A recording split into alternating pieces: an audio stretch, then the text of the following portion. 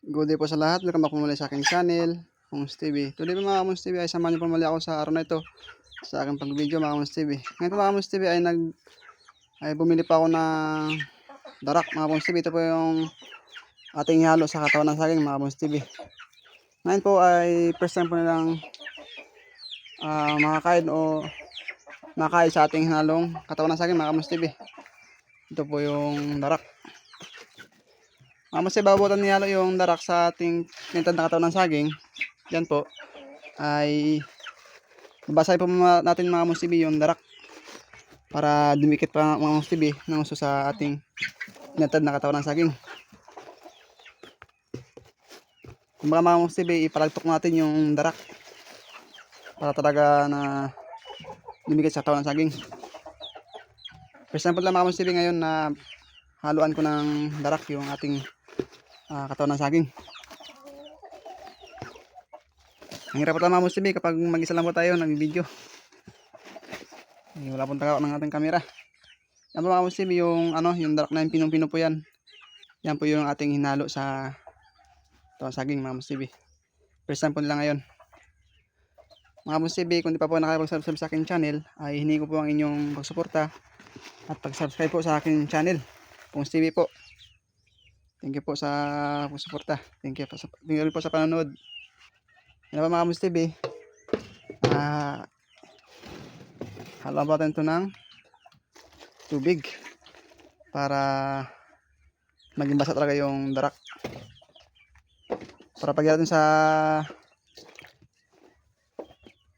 ating nagdadakatawan ng saging ay didikit na sa mga Mongs TV, hindi na siya ganong mahirapan sa pagdikit.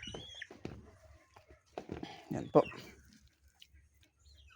Dato mga Mongs TV, kung magbili po kayo ng darak o maghalo po kayo sa inyong pakain, halimbawa lang ito sa katawan ng saging, ay kailangan po yung pino po yung yung darak para di po mabulunan yung ating alagang hayop, itik mga Mongs TV. Ito po yung mga diskarte ng mga ka-farming mga Mongs TV. Ito po yung organic lang po, semi-organic na pakain na maghalo rin po tayo ng konting feeds mga Mongs TV. Kahit nag-organic po tayo ay wag po pa rin natin walain yung commercial feeds Mongs TV para po masansya pa rin yung kanilang kinakain. Yan po mga Mongs TV, medyo basa na po yung ating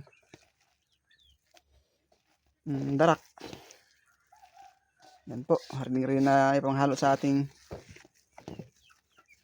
katawan ng saging mga Mongs TV. Yan. Ayun ako, sige, halo na ba sa ating katawan ng saging. Okay. Ay kulang pa Mongs TV ng tubig.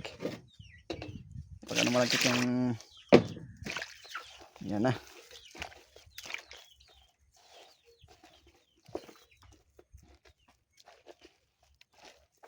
Ngayon mga Mongs TV, masubukan natin mga Mongs TV kung masarapan po sila sa ating bagong halo na darak mga Mongs TV.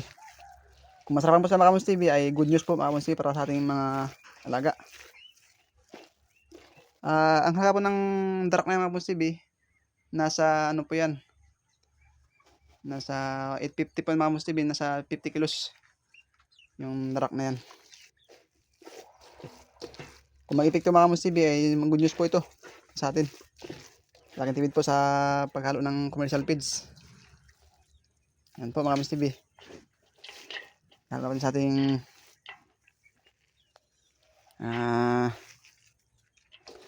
katawan ng saging. Ito po yung dilin na pinapakain natin sa ating mga alaga. Kasi kung mag-feeds pa tayo, puro feeds, nako mga Mongs TV, napakamahal po ngayon ng feeds. Yan.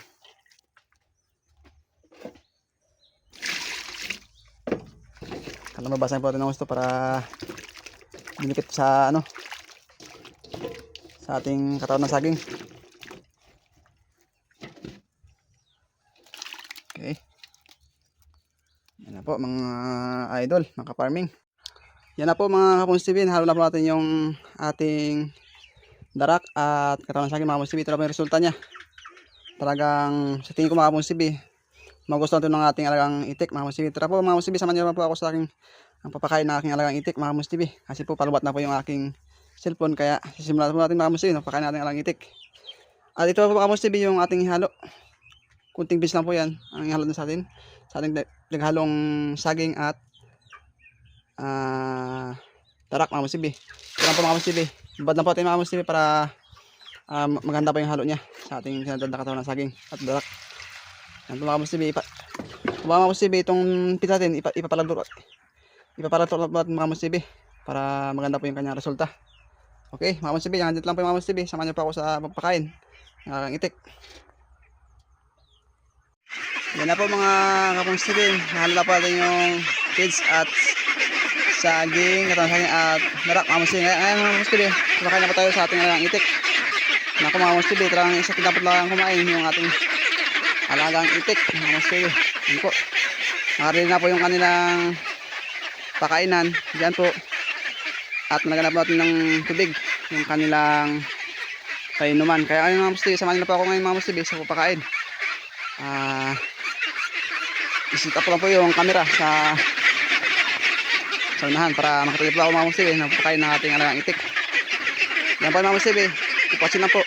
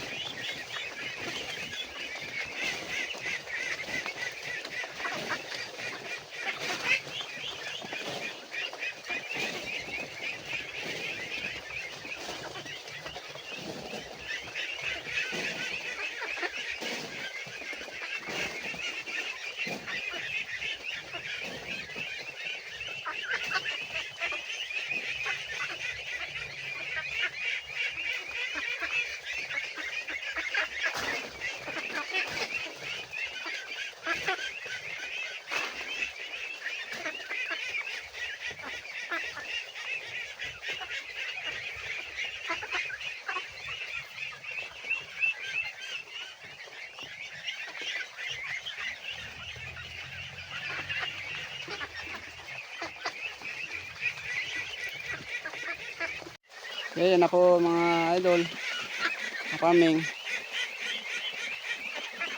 Nagustuhan din po nila yung ating pinaghalong darak ang saging mga musibi. Ayan po oh. Takam sila mga musibi sa ating pinakain. Kaya good news po ito para sa ating mga musibi. Maghalo pa tayo ulit ng darak sa kanila. Ayan po mga musibi, pinakita ko lang po sa inyo mga musibi kung nagustuhan po nila yung ating pinaghalo ng darak. So nga mga musibi, ang resulta ay nagustuhan po nila mga musibi, kaya good news po ito para sa atin mga musibi. Kaya mga musibi, sa muli po ay hiningi ko po ang inyong pag-subscribe mga musibi sa aking channel at pag-suporta mga musibi. Kung meron pa po kayong mga katanungan o comment, ay mag-suggest lang po kayo sa ating comment section. Mag-comment lang po kayo doon at sasagutin po natin yan mga musibi. Yan po, thank you po sa lahat. Thank you po sa panonood mga musibi.